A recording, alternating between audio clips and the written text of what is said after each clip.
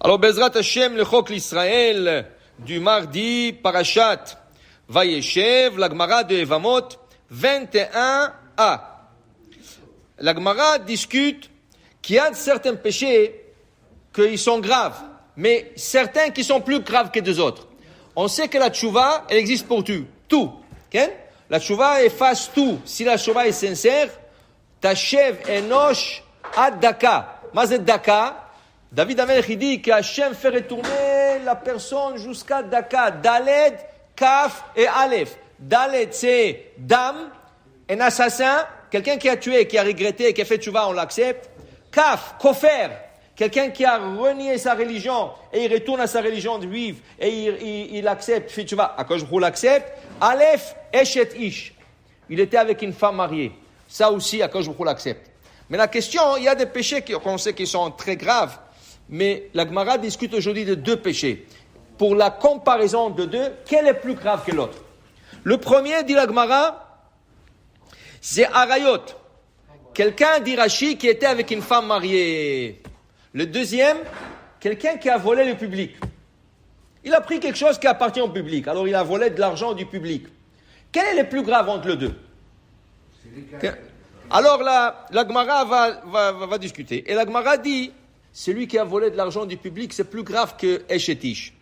Oui, quand Rachid dit, si la personne est sortie avec une femme mariée, pour un bouton, mais elle n'est pas tombée enceinte. Si elle est tombée enceinte, c'est fini. Même si tu veux faire tchouva, tu fais tchouva. Mais le problème, tu as créé un mamzer. Tu as créé un bâtard. L'enfant là, c'est un bâtard. Et cet enfant-là, il ne peut pas se marier avec une fille juive. Lo yavo bikal Hashem ador asiri. Même 10 générations, ni lui, ni son fils, ni son petit-fils, ni rien de son petit-fils ne peut pas se marier. Qu'est-ce que tu as fait alors? Tu as emmené quelqu'un dans le monde qui ne peut pas se marier. Alors lui, ce mamzer, il est obligé de faire la Torah Kula. Il est obligé de mettre le tefilim le matin, il est obligé de faire Hanouka, il est obligé de faire Sukkot, Rosh Hashanah, Kippour, tout. Mais il ne peut pas se marier avec une fille juive. Il y a des femmes qui peuvent se marier. Mais ça c'est grave si tu as déjà. Mais ici, Rachid dit, on parle, quelqu'un qui est sorti avec une femme mariée, mais il n'est pas tombé enceinte. Celui-là, il veut faire tchouva. C'est quoi sa tchouva? Tout de suite, il doit la quitter. Aucun contact avec elle. Il ne veut pas lui parler, ni envoyer texto, ni rien du tout. Et là, il demande à Hachem pardon qu'il était avec une femme mariée. Okay? Sa tchouva est acceptée. Mais quelqu'un qui a volé le public, quelqu'un qui a volé d'un public, dit Rashi. Okay? Dit Rashi, comment il va faire tchouva? Si il a volé à 10 personnes, il y a un qui est mort. Celui qui est mort, tu ne peux plus le faire tchouva. Comment tu vas lui rendre l'argent? Ah, tu vas dire, je vais rendre à la famille. Et si la famille a déménagé?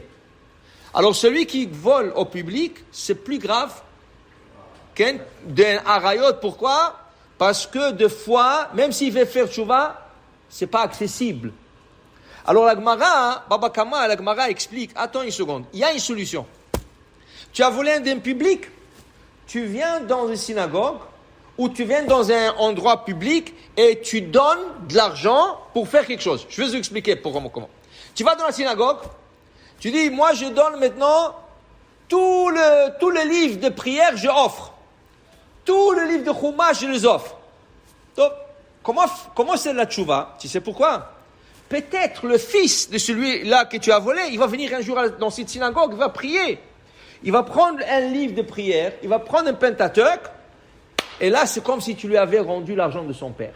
Ça peut être le petit-fils, ça peut être n'importe qui. Je vais vous raconter une histoire qui est arrivée en Israël. Quelqu'un a volé de l'argent d'une personne.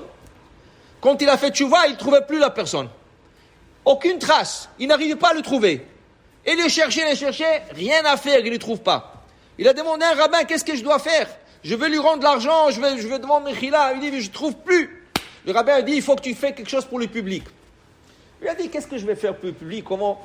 Un jour, il était chez Rabbi Shimon Bar Yochai. Il a dit, c'est quoi? Il était là-bas juste avant de rentrer dans le tziyun, le tombeau. Il a vu que dehors, il y a des gens âgés et tout ça. Il dit, c'est dommage qu'il n'y a pas un banc ici, que les gens peuvent se reposer. Les gens âgés, des fois, ils attendent quelqu'un. Un bon ici, que c'est bon, une personne peut s'asseoir, attendre. Il a décidé, il est parti à la ville de Tzfat, de Méron, là-bas. Il a dit, combien ça coûte un bon pour mettre ici? Et ils lui ont dit, je sais pas, ils ont dit $500. Il a dit, je vous donne $500, je veux que vous placez un bon là-bas chez Rabbi Shimon Bar Yochai. Très bon. 2 ans plus tard, il est allé visiter Rabbi Shimon Bar Yochai toujours. Il voit là-bas, de loin, une personne allongée sur le banc. Ah, il dit, le pauvre, il est fatigué, je t'appartiens chez mon Baruch Hashem, que j'ai mis le banc, regarde, il y a des gens qui se reposent ici, c'est très bon. Alors il s'approche, il n'y croit pas à ses yeux. Le gars qui s'est levé, c'est le gars à qui il a volé de l'argent. Il dit, bon, regarde, c'est comme s'il lui avait rendu son argent. Okay? Alors, il faut qu'il lui rende son argent, mais ça, tu vois, des fois, tu donnes des livres, des prières, tu fais quelque chose pour le public. Il est possible que la personne, ou son fils, ou son petit-fils, mais Rachid dit, lave tshuva ma'aliyatahu. C'est bon.